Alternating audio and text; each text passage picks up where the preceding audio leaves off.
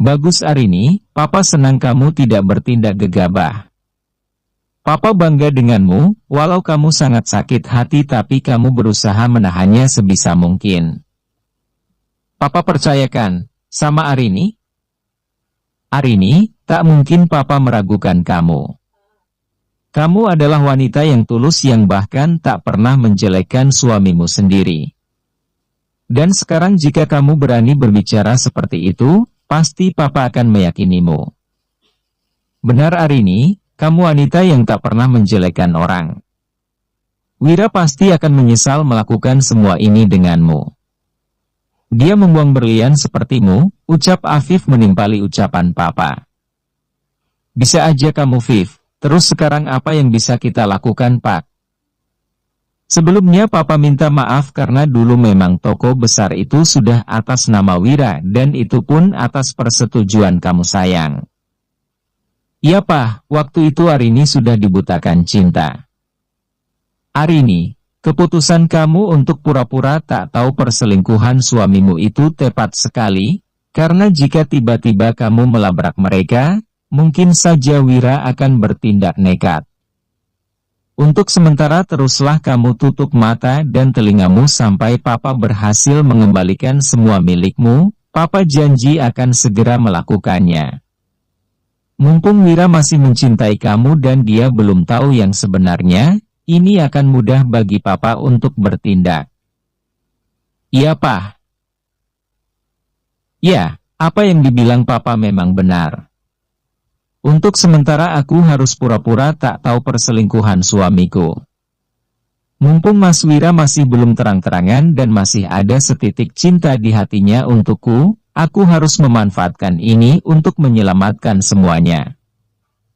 Aku memang gegabah dulu, karena rasa percaya dan cintaku padanya hingga aku menyuruh Papa untuk mengatasnamakan toko usaha kami atas nama dia karena pada saat itu aku masih habis melahirkan serta masih sibuk mengurusi Zihan. Bagiku, toh sama saja aku ataupun dia pemiliknya, tapi sekarang aku sadar bahwa seseorang bisa begitu saja berubah.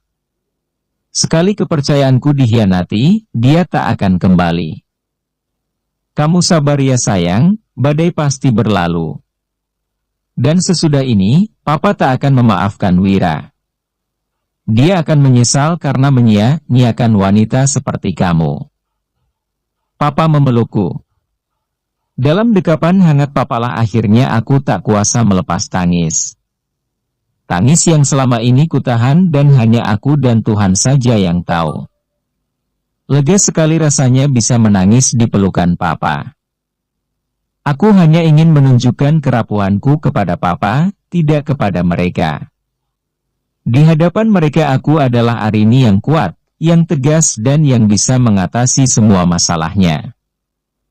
Seorang ayah adalah cinta pertama bagi anak perempuannya, kasih sayang mereka tulus dan suci, tak ada yang bisa menyangkalnya.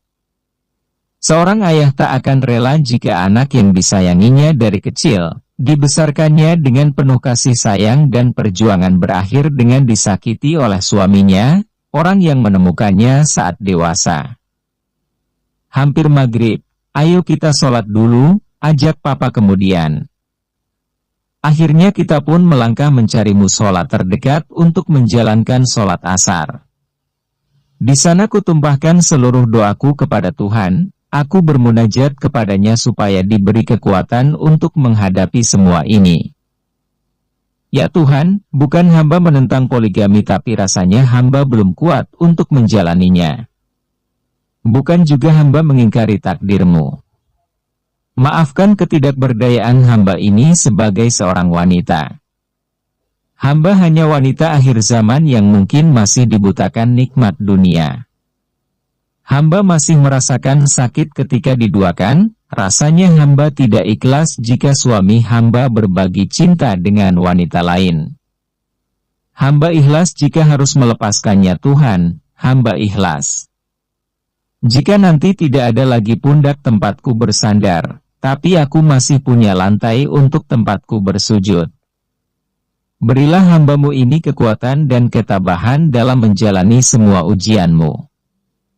Amin ya Rabbal Alamin. Selesai sholat aku duduk di serambi depan masjid, sedang menunggu papa yang sedang mengobrol dengan seseorang. Saat itulah Afif menghampiriku. Hai, melamun aja, sapanya. Aku tersenyum tipis kepadanya. Gak kok, lagi nungguin papa aja, jawabku. Viv, panggilku kemudian. Ya. Apa ada dosa masa lalu yang kulakukan hingga aku diuji seperti ini? Dia tersenyum tipis, senyum yang menenangkan. Arini, ini hanya ujian saja. Percayalah, Allah sangat mencintaimu, kamu adalah wanita pilihan yang kuat menjalani ini semua. Yakinlah setiap badai pasti berlalu, setiap hujan pasti ada pelangi yang indah. Sabar, tawakal dan terus berdoa pada Allah. Aku yakin kamu wanita yang kuat. Terima kasih Viv, kamu mau membantuku? Kalau aku bisa, pasti akan kulakukan. Sebenarnya usaha kami sedang bermasalah Viv, aku butuh kamu untuk membantuku lagi supaya semua bisa berjalan seperti sedia kala. Pasti Arini, pasti aku akan membantumu. Terima kasih ya, bagaimana kalau mulai besok kamu kerja di tempatku? Oke siap Tuan Putri. Kamu ya, masih sama seperti dulu. Selalu ada saat aku membutuhkan pertolongan. Itulah gunanya sahabat sejati, Arini. Bagiku Afif bukan hanya sahabat, dia sudah kuanggap seperti kakakku sendiri. Ya, hadir sebagai putri tunggal membuatku tak tahu bagaimana rasanya mempunyai kakak ataupun adik, tapi dari Afif aku bisa merasakan kasih sayang seorang kakak yang selalu melindungi adiknya. Tak lama kita berbincang, Papa datang menghampiri kami. Sayang udah mau maghrib, kamu pulang dulu. Papa dan Afif akan tidur di hotel ya. Papa nggak mau tinggal di rumah Arini saja, Pak? Nggak sayang, Papa mau mempersiapkan rencana untuk Wira dulu. Kalau Papa di rumahmu nanti Papa jadi nggak bebas. Oke Pak. Papa hati-hati ya. Iya sayang, kamu kalau ada apa-apa kabari Papa ya. Ucap Papa sambil memelukku. Iya Pak, Viv. Aku pulang dulu ya. Assalamualaikum. Waalaikumsalam, jawab mereka secara bersamaan. Malam ini Mas Wira belum pulang ke rumah. Ya, alasan kusir membuatnya bebas untuk bersama Nia. Tapi bagiku mungkin saat ini lebih baik seperti itu, karena kalau dia pulang, aku takut tak bisa menyembunyikan perasaan benciku kepadanya. Seperti di toko pun, aku sangat menahan sekali atas kelakuan mereka berdua. Semua kulakukan demi Zehan, anakku. Pagi harinya seperti biasa, aku pergi ke toko, aku agak kesiangan karena semalaman kurang bisa tidur memikirkan apa nanti yang akan dilakukan Papa.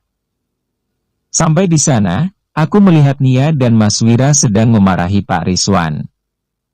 Ku percepat langkahku, aku kasihan dengan lelaki tua itu. Nia dengan semena-mena memarahinya. Ada apa ini? Tanyaku setelah aku sampai di sana.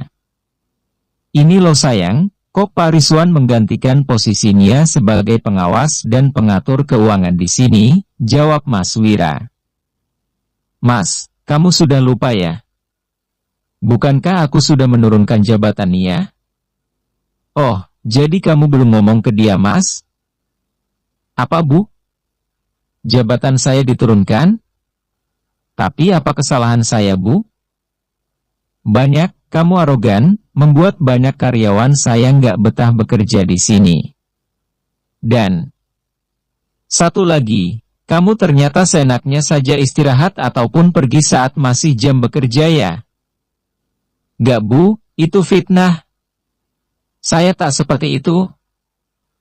Awalnya saya juga mengira itu fitnah, tapi setelah melihat CCTV aku akhirnya percaya itu semua benar. Oh iya satu lagi, kamu juga kena SP1 dari saya. Mana suratnya, Pak? Kataku sambil meminta surat kepada Pak Rusdi. Setelah kudapatkan surat itu, lalu kuberikan kepada Nia. Wanita itu melirik Mas Wira yang hanya diam saja tanpa berbuat apa-apa. Tapi hari ini, harusnya kita memberikan kesempatan untuk dia. Selama ini kerja dia bagus kok, bela Mas Wira. Kali ini suamiku memberanikan diri untuk membelanya. Kalau bagus mana mungkin toko ini hampir bangkrut, saya rasa yang kinerjanya gak bagus bukan cuma dia Mas. Tapi kamu juga. Mas Wira tersentak mendengar ucapanku. Kamu jangan keterlaluan Arini. Semua sudah terbukti Mas. Tunggu, kamu kok membela dia terus? Sebenarnya kalian ada hubungan apa Mas? Gak ada Arini, cuma menurutku ini gak adil. Mas, sekarang semua yang ada di sini aku yang menentukan. Mas masih ingatkan perjanjian kita? Kalau misalnya di antara kita ada yang tidak becus dalam menangani usaha ini, maka akan diambil alih. Masih ingat Mas? Jadi kamu menganggap aku nggak becus menghandle ini semua? Ya, saya hanya berbicara berdasarkan fakta Mas. Buktinya keadaan toko ini seperti ini kan, Mas Wira terlihat sudah tak bisa membela diri lagi. Hingga akhirnya menyerah dengan keputusanku. Terserah kamu sajalah. Berkat saran Afif, dulu kami memang sempat membuat surat perjanjian yang isinya, barang siapa yang diberi kepercayaan untuk menghandle usaha tapi tak bisa melakukan dengan baik, maka dipersilahkan pihak kedua untuk menggantikannya. Tidak kusangka saran Afif waktu itu berguna juga di saat seperti ini. Dengan ini aku bisa menekan Mas Wira. Maaf Bu, saya permisi mau ke belakang, ucap Nia setelah tahu suaminya kalah berdebat denganku. Arini, uang di ATM kamu ambil semua? Iya Mas, ini untuk modal usaha kita. Tapi kan, gak harus semuanya. Sebentar, memang kamu butuh uang untuk apa sih Mas? NGGG ya cuma buat pegangan sih. Aku bisa membaca gelagatnya Mas Wira, dia terjebak dengan ucapannya sendiri. Ah, lucu sekali lelaki itu. Ya sudah, kalau untuk pegangan gampanglah Mas.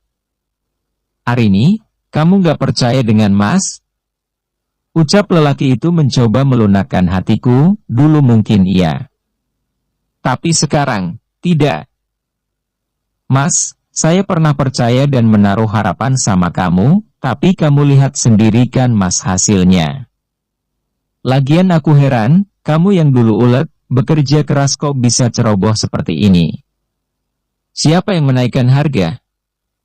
Uang modal kenapa nggak dibelanjakan lagi sehingga barang-barang kita banyak yang berkurang?